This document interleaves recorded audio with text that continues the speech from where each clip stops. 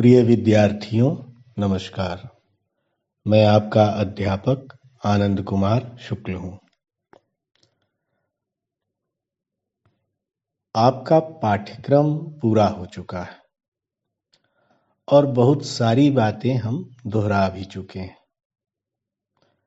लेकिन फिर भी जो पाठ्यक्रम के प्रमुख हिस्से हैं वहाँ पर आपको अपना ध्यान केंद्रित करना चाहिए और उन हिस्सों को बार बार दोहराना चाहिए। उससे एक तो आपकी साहित्य संबंधी समझ परिपक्व होगी और दूसरे परीक्षोपयोगी दृष्टिकोण से आपकी तैयारी तो मजबूत होगी ही होगी। आपके पाठ्यक्रम में यशोधरा प्रबंध काव्य है और इस पर हमारी विस्तार से चर्चा हो चुकी है। मैंने आपको पहले ही बताया था कि जब आप कोई रचना पढ़ें, कोई कृति का अध्ययन करें, तो आप उस कृति को एकांगी तरीके से न पढ़ें। उस कृति को उसके रचनाकार के जीवन से, उस रचनाकार की दृष्टि से, उस रचनाकार के समय और समाज से जोड़कर कृति का अध्ययन करें। वास्तव में जो महान कृतियां हैं, वे महान कृतियां अलग अलग संदर्भों में अलग अलग विशिष्ट अर्थों का संपादन करती हैं। आप जितनी बार कहते हैं ना कि एक रचना जितनी बार पढ़ी जाती है, वास्तव में पाठक के मन में उतनी बार रची भी जाती है। यह रचना को समझने का एक पक्ष है, लेकिन इसका एक दूसरा महत्वपूर्ण पक्ष यह भी है कि कोई रचना अपने समय और समाज से अछूती नहीं रह सकती है और प्रत्येक रचना सामाजिक होने के बावजूद कहीं न कहीं व्यक्तिगत भी स्थापित होती है। क्यों?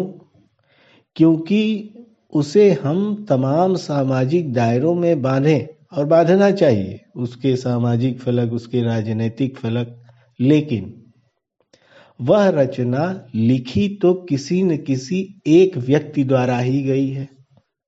ऐसे थोड़ी न होता है कि आप कोई प्रबंध काव्य पढ़ रहे हैं और कह रहे हैं कि इसको 100 लोगों ने लिखा या रचा। नहीं, ऐसा नहीं होता है। आप कोई प्रबंध काव्य पढ़ेंगे तो आप पाएंगे कि एक व्यक्ति ने ही उस पूरे प्रबंध काव्य, उस संपूर्ण महाकाव्य की रचना की है। हाँ, इसके कुछ अपवाद जरूर हैं। जैसे कुछ उपन्यास, रचनाकार की मृत्यु हो गई तो उपन्यास को उनके पुत्र ने या किसी मित्र ने पूर्ण किया, या आदिकाल में भी इसके उदाहरण मिलते हैं। जैसे वल्लभाचार्य के एक ग्रंथ को विट्ठल जी ने पूर्ण किया। जैसे पृथ्वीराज रासो के बारे में है कि पुस्तक जल्हड़ हथिरे चली गज्जन नृपकच्छ। पुस्तक को जल्हड़ के हाथ में दे करके, यानी पूरा करने के लिए दे करके, कवि अब गजनी जा रहा है नृपकज्ज, राजा के काज से। राजा कौन? पृथ्वीराज। तो ये कुछ उदाहरण हैं, अपवाद हैं, जिनके माध्यम से आप कह सकते हैं कि कुछ महाकाव्यों या प्रबंध काव्यों की रचना में 2 या 2 से अधिक व्यक्तियों का योगदान रहा। लेकिन सामान्य तौर पर अगर आप देखेंगे तो पाएंगे कि रचना में सामाजिकता और वैयक्तिकता का अद्भुत सम्मिश्रण होता है। आप न उसमें से समाज को अलग कर सकते हैं और न व्यक्ति को अलग कर सकते हैं। और जब आप उत्तर लिखें तो इस व्यक्ति और समाज के बीच का संतुलन आपके उत्तर में दिखना चाहिए। कहने का तात्पर्य यह है, जैसे यदि आप यशोधरा प्रबंध काव्य को पढ़ रहे हैं या परीक्षा कक्ष में उत्तर दे रहे हैं या कोई पूछ रहा है आपसे उसके बारे में तो आप उसका उत्तर दे रहे हैं, ऐसी स्थिति में आपको यह बताना होगा कि उसके रचयिता मैथिली शरण गुप्त की अपनी जीवन दृष्टि क्या थी, समाज, राजनीति, जो भारत का सांस्कृतिक प्रतिरूपण है, उस संदर्भ में गुप्त जी की दृष्टि क्या थी, और जिस कालखंड में यह रचना प्रकाशित हो रही है यानी 1933 के आसपास, उस दौर में भारतीय राजनीति, भारतीय समाज, भारतीय संस्कृति की दशा और दिशा क्या थी, इच्छाएं क्या थीं, अभिप्साएं क्या थीं, वो स्वप्न क्या थे जो उस समय के विचारक, उस समय के रचनाकार आने वाले समाज के प्रति देख रहे थे या अपने समाज को स्वप्न में वहां प्रक्षेपित कर रहे थे। तो जो यथार्थवादी दृष्टिकोण से समाज की अपनी कमजोरियां थीं या राजनीतिक पराभव था, वह तो रचना में आएगा ही आएगा, लेकिन वह स्वप्नशीलता भी आएगी जो कवियों के मन में उमग रही थी। आप यथार्थ से न तो पीछा छुड़ा सकते हैं और न उस स्वप्न से जो वह कवि देख रहा है।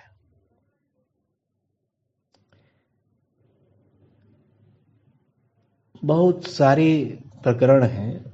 एक मैंने तथ्य आपको बताया था कि महावीर प्रसाद द्विवेदी जी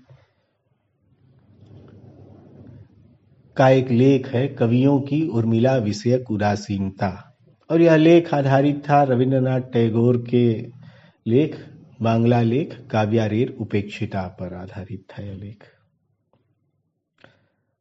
बांग्ला में भी, जैसे बांग्ला में रविंद्रनाथ टैगोर के मूल लेख का असर हुआ, वैसे ही हिंदी में भी कवियों की उर्मिला विषयक उदासीनता लेख का प्रभाव पड़ा और गहरा प्रभाव पड़ा।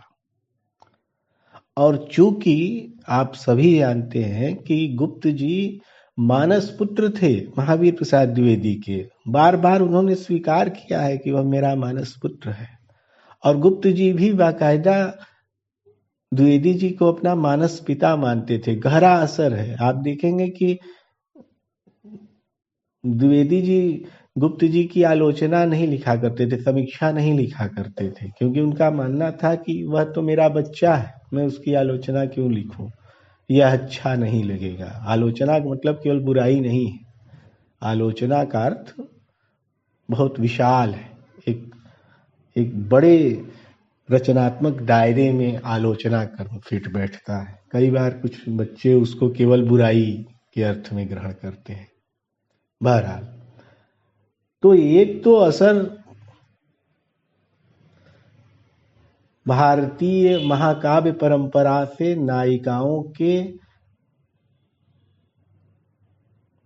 अव्यक्त होने से लेकर था कि नायिकाएं क्यों नायक के पद पर प्रतिष्ठित नहीं हो सकती, जो स्त्री पात्र हैं वे नायक क्यों नहीं बन सकती, या उनके अपरिमित त्याग को भुला क्यों दिया गया, उनके अपरिमित साहस, उनके अपरिमित औदात्य, वह न तो उनका साहस किसी से कम है, न उनका औदात्य किसी से कम है, न उनकी वेदना किसी से कम है, और इन सभी भाव रूपों के उपस्थित होने के बावजूद स्त्री पात्र भारतीय महाकाव्य परंपरा में सामान्यतः नायक के पद पर प्रतिष्ठित नहीं हो सकी। यही पीड़ा आधुनिक काल में टैगोर के मन में उपजती है, और टैगोर के रास्ते से द्विवेदी काल में खुद द्विवेदी जी के मन में। अब आप इस भावना का संबंध आधुनिकता के उद्भव से भी जोड़ सकते हैं। यह आपके गुण पर निर्भर है, आपकी क्षमता पर निर्भर है। एक और रूप है, कई जगह कहा जाता है कि गुप्त जी, मैथिली शरण गुप्त जी के छोटे भाई थे सिया राम शरण गुप्त, उन्होंने अनुरोध किया था कि आप यशोधरा पर भी एक महाकाव्य की रचना कीजिए। तो उनके आग्रह को स्वीकार करके यशोधरा महाकाव्य की रचना की गई। और अगर आप देखें तो यह वास्तव में एक खास किस्म का चंपू काव्य है। चंपू काव्य का मतलब गद्य पद्य मिश्रित, जिसमें काव्य भी हो और जो गद्य रूप है वह भी हो। तो गद्य पद्य मिश्रित भाषा में इस महाकाव्य की रचना की गई।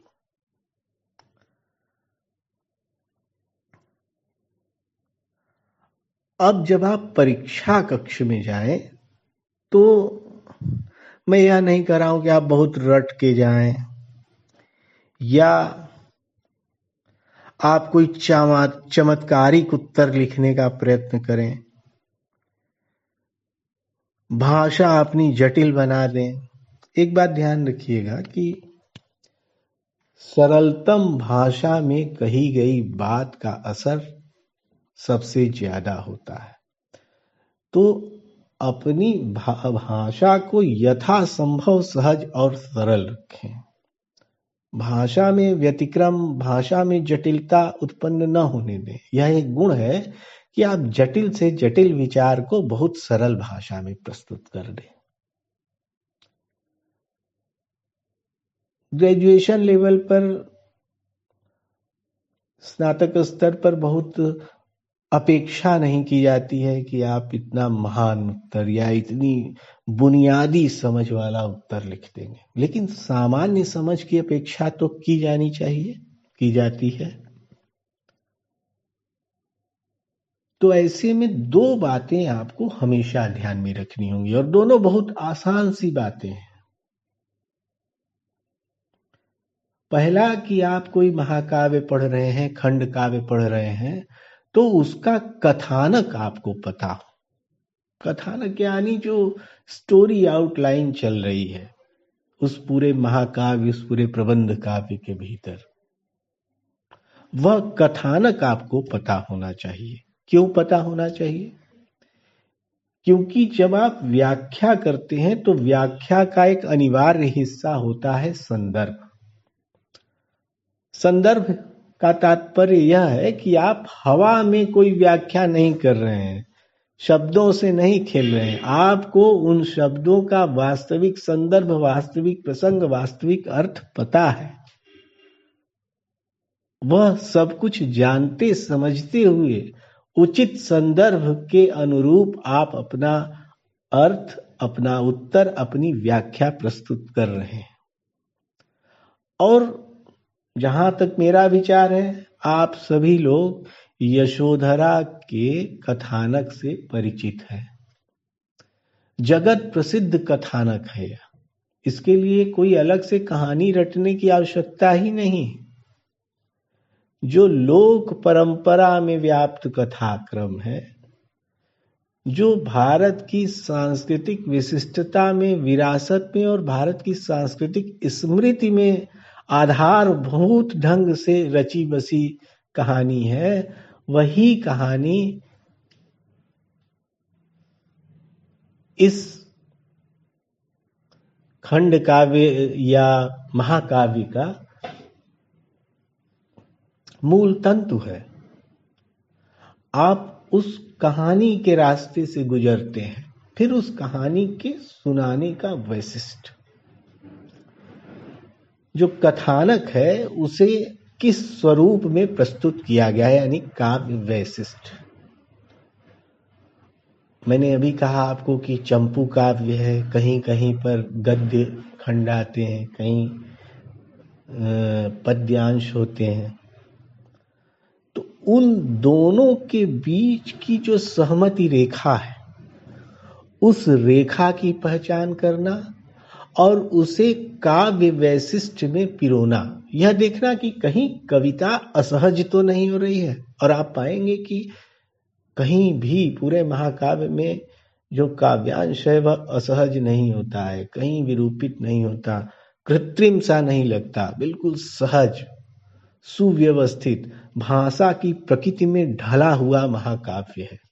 जबकि अगर आप पाएं सही से पढ़ें और तमाम तरीके की बहसों में जाएं तो आप पाएंगे कि खड़ी बोली के विकास को लेकर के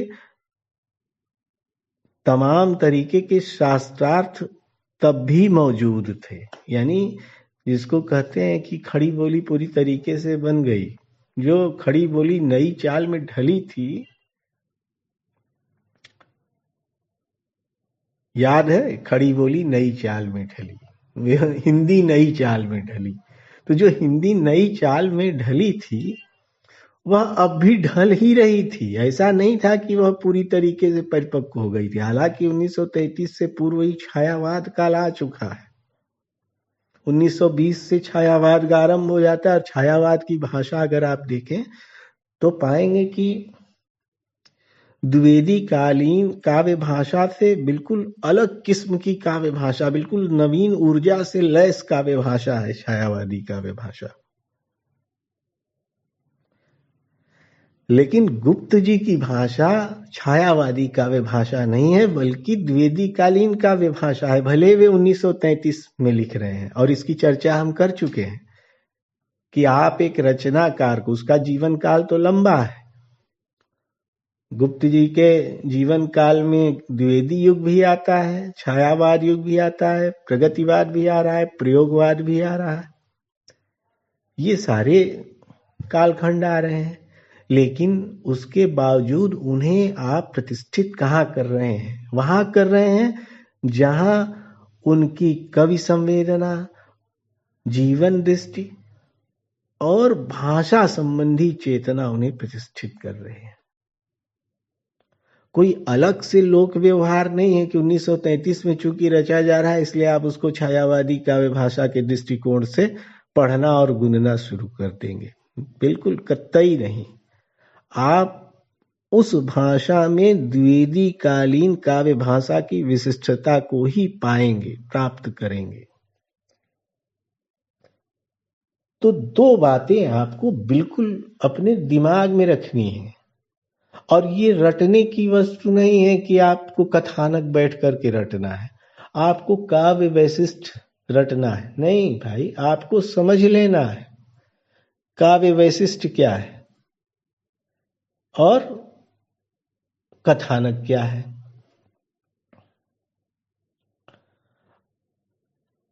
अब आप अगर कथानक को देखें, बिल्कुल देखें, तो आप पाएंगे कि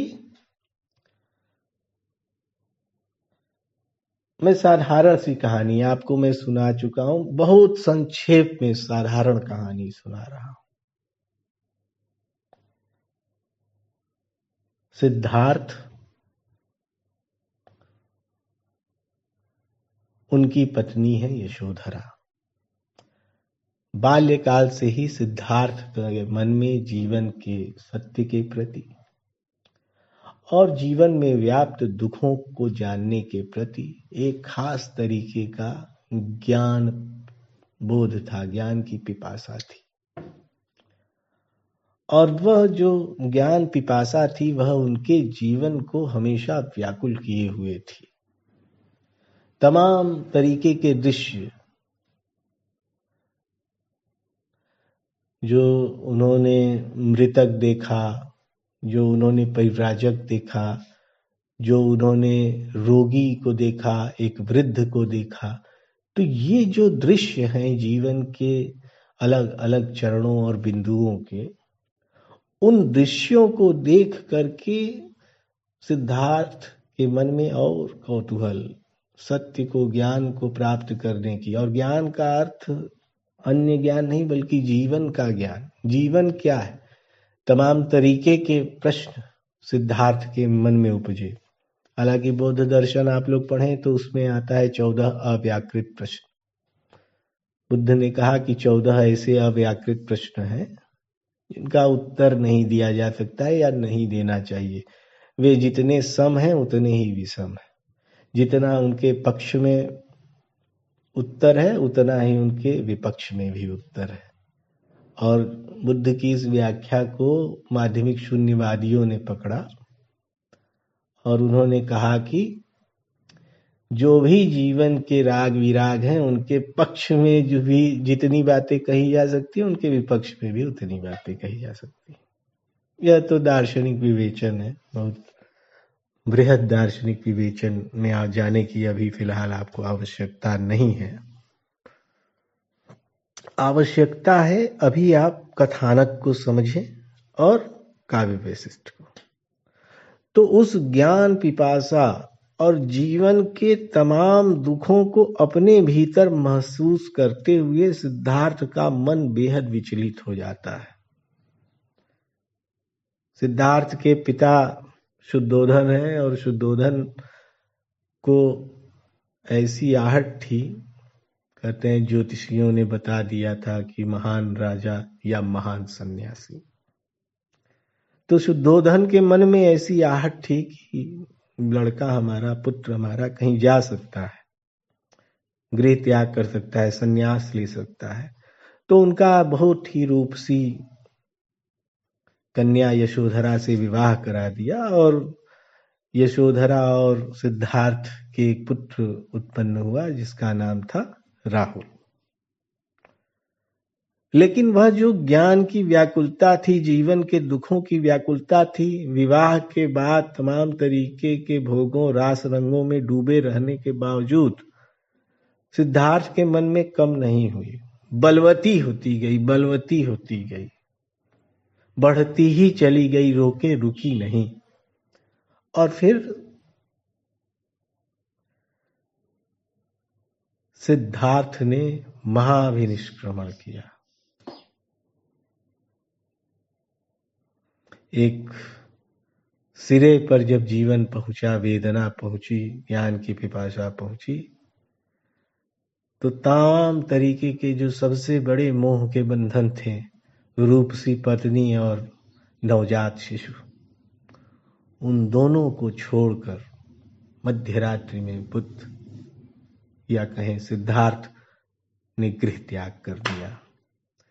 बौद्ध दर्शन में और बौद्ध धर्मावलंबियों में यह घटना महाभिनिष्क्रमण के नाम से जानी जाती है। वह महान निष्क्रमण था।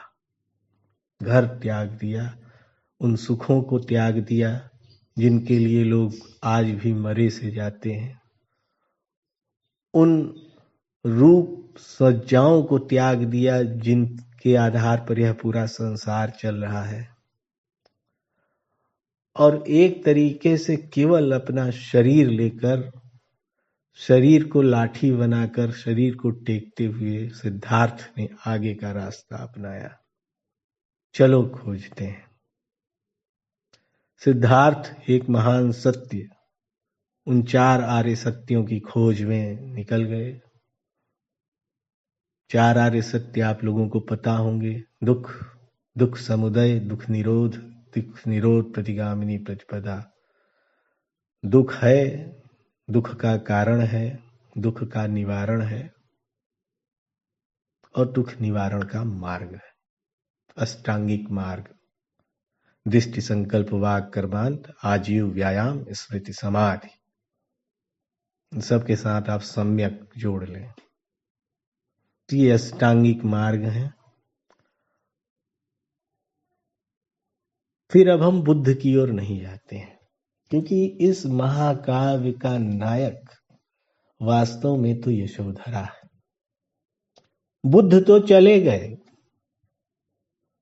एक तरीके से देखा जाए तो जो संसार है, जो सांसारिक जीवन है, उसका बुद्ध ने त्याग किया, महाभिनिष्क्रमण किया। पीछे बच गई यशोधरा, जीवन के दुखों का भार अकेले सहने के लिए। और यशोधरा के पास कोई चारा नहीं था। अब यह जो महाकाव्य है वह रोज यशोधरा के मन के टूटने और उसे यशोधरा द्वारा मन ही मन जोड़ने का महाकाव्य है। वह टूट जाती, लेकिन उसके सम्मुख एक संबल है, एक आशा है और एक कर्तव्य है, राहुल। उस राहुल के लिए भी न टूटना यशोधरा के लिए अनिवार्य है। वही टूट जाएगी तो उस उस नवजात पुत्र, उस अबोध बालक का क्या होगा?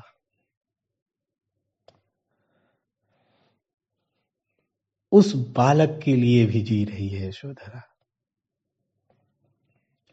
एक आस में भी जी रही है यशोधरा, लेकिन एक नैराश्य में भी जी रही है यशोधरा कि सखी वे मुझसे कहकर जाते, क्या मैं कारण हूं? क्यों एक व्यक्ति सभी बंधनों को त्याग कर क्यों चला गया? मेरी क्या गलती थी? क्या मैं अपराधी? अपराधी कौन? अब इस अपराधी और कौन और न कौन के बीच में हम नहीं उलझेंगे, क्योंकि अक्सर महान घटनाएं साधारण समझ से बहुत परे होती हैं। जो साधारण दुष्वृत्तियां हैं या जो साधारण तर्क हैं, उनको महान घटनाओं पर लागू नहीं किया जाना चाहिए, नहीं किया जा सकता है। आप करेंगे तो हास्यास्पद हो जाएगा। इसलिए वे सारे तर्क बुद्ध के संदर्भ में फिट नहीं बैठेंगे। लेकिन यशोधरा एक साधारण भारतीय स्त्री, और आप ध्यान दीजिए कि यशोधरा नायक तो है महाकाव्य की, लेकिन यशोधरा के बहाने पूरे भारतीय स्त्री का चरित्र नायक के तौर पर प्रतिष्ठित होता है। ढेर सारे अलग अलग रूपों में यशोधरा के चरित्र का चित्रण किया गया है। और यशोधरा महाकाव्य की एक खासियत यह भी है कि उसमें कथानक दौड़ता नहीं है कि खटाखट कहानी सुना रहे। उस महाकाव्य में कथानक चरित्रों का निर्माण करता है, भाव बोधों और भाव संवेदनाओं को बुनता है और एक विशाल भाव संरचना की निर्मित करता है। उसमें यशोधरा के जीवन के, उसके व्यक्तित्व के, उसकी आशाओं आकांक्षाओं के अलग अलग तत्व, अलग अलग संयोजन उभरते हैं। यशोधरा विरहणी, ऐसा विरह है जिसपे उन्माद है, लेकिन उन्माद को दबाना भी है। प्रियतम तुम श्रुतिपथ से आए, तुम्हें हृदय में रखकर मैंने अधर कपाट लगाए। प्रियतम तुम श्रुतिपथ से आए। और क्यों उन्माद को दबाना है? क्योंकि अगर वह उन्मादित हो गई, वह टूट गई, तो उस मासूम निरपराध राहुल का क्या होगा? तो वह राहुल के लिए विरहणी होते हुए भी अविरहणी है, क्योंकि वह तो बालक है, बच्चा है। उसे पालने की भी जिम्मेदारी, एक मातृत्व का भी महान दायित्व एक साथ यशोधरा यहाँ पर निभा रही है। और यह भारतीय स्त्री का वह पक्ष है, और केवल भारतीय स्त्री का नहीं बल्कि संसार की स्त्रियों का। क्योंकि आप जैसे ही माँ शब्द का उद्बोधन करते हैं तो उसमें केवल मनुष्य नहीं शामिल है, सभी जीवों की, स्त्रियों का जीवन शामिल है। ये बहुत बड़ा वृहद शब्द है। इसको एक छोटे से दिखने में बहुत छोटा लगता है महाशब्द, लेकिन वह उतना ही विशाल वृहद उदात्त है। इसकी उदात्तता को आंक सकना, नाप सकना किसी के लिए संभव नहीं है। गोस्वामी जी के शब्दों में कहें तो शुक और शारदा भी, सरस्वती माता भी उसकी औदात्य, उसकी महानता, माँ शब्द की महानता को न नाप पाए। कहीं भी आप मातृत्व की महानता को देख सकते हैं, पा सकते हैं। वह अलग ही शब्द है। तो उसमें भी यशोधरा का एक स्वरूप उभरता है। उसे प्रेम है, वह माता है, वह प्रेमिका है, वह विरहणी है, लेकिन वह मानिनी भी है। उसमें एक आत्मगौरव का भाव भी है। अब कथानक का प्रतिरूपण देखें कि सिद्धार्थ बुद्ध बनकर वापस आते हैं, सकल संसार में पूजित होकर वापस आते हैं। वह अब कोई राज्य सीमा का विषय वस्तु नहीं रह गए। समस्त राजाओं और समस्त राज मुकुट उनके चरणों पर झुके हुए हैं। लेकिन यशोधरा शुद्धोदन के बार बार कहने और आग्रह करने के बावजूद भी अपने मान की रक्षा के लिए बुद्ध के सम्मुख उपस्थित नहीं होती। वह वहीं बैठी रहती है जहां से उसका सिद्धार्थ उसे छोड़कर गया था। वहीं पर विराजमान है, कहीं नहीं जाना। आना है तो उन्हें आना है, मैं नहीं जाऊंगी। मूर्छा आ जाए, चेतना शून्य हो जाऊं, लेकिन मैं नहीं जाऊंगी। यह आत्मगौरव भी उसमें मौजूद है। और फिर मानिनी मान तजोलो, अब तो रही तुम्हारी बात। गौतम बुद्ध स्वयं यशोधरा के सम्मुख उपस्थित होते हैं। फिर यशोधरा भी बुद्ध की शरण में जाती है और अपने जीवन की थाती, जो सबसे एक माँ की सबसे बड़ी थाती होती है, उसका पुत्र, वह बुद्ध को सौंप देती है। यह कथानक है, अद्भुत भावपूर्ण प्रयोजनीय कथानक, जिसमें स्त्री जीवन के उदात्त पक्षों की घन साधना प्रस्तुत की गई है और साथ ही साथ भारतीय संस्कृति के आगामी स्वप्नों का परिलक्षण भी है। तो ये कथानक आपको समझना है। और इस कथानक में जो काव्य वैशिष्ट है यशोधरा का, कब अपनी बात को गद्य में कहते हुए गुजरना है, कब पद्य, कहां तक पद्य होगा, भाषा का स्वरूपण क्या होगा, भाषा कहां किस उच्चावच को धारण करेगी, यह सभी गुप्त जी की काव्य कला के विशिष्ट अंश हैं। हम गुप्त जी के कवि स्वरूप पर, गुप्त जी की काव्य दृष्टि पर बहुत विस्तृत चर्चा कर चुके हैं और द्विवेदी कालीन कविता के संदर्भ में जो द्विवेदी कालीन काव्य प्रवृत्तियां हैं, उनकी भी विस्तार से चर्चा कर चुके हैं।